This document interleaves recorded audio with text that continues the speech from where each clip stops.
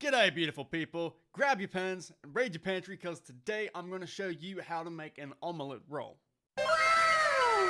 Here are the ingredients, and you don't have to use broccoli and you can substitute for whatever veg you want.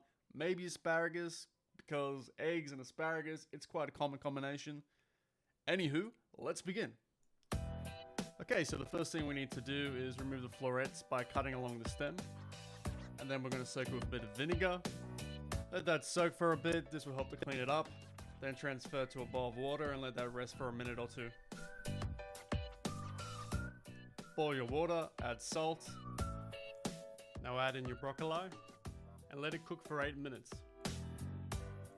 Now this is a great dish for parties, trying to get your kids to eat broccoli, or upping your own intake. Now crack 8 eggs in the bowl.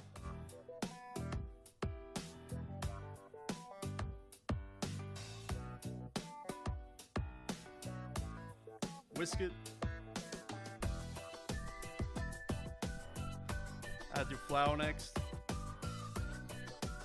Salt, white pepper. Add your cheese. Now finally add your broccoli and use an immersion blender to help break it down. Alright, now simply line your baking tray with paper and add in your mix. Then transfer it into the oven at 200 degrees Celsius for 10 minutes. Now flip the omelette onto a tea towel or plastic wrap.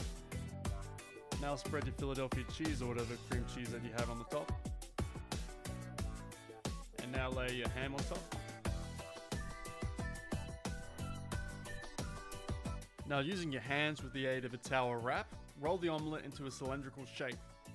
What I love about this dish is that you don't have to eat it all at once. You can slice your portion and leave the rest in the fridge to eat later.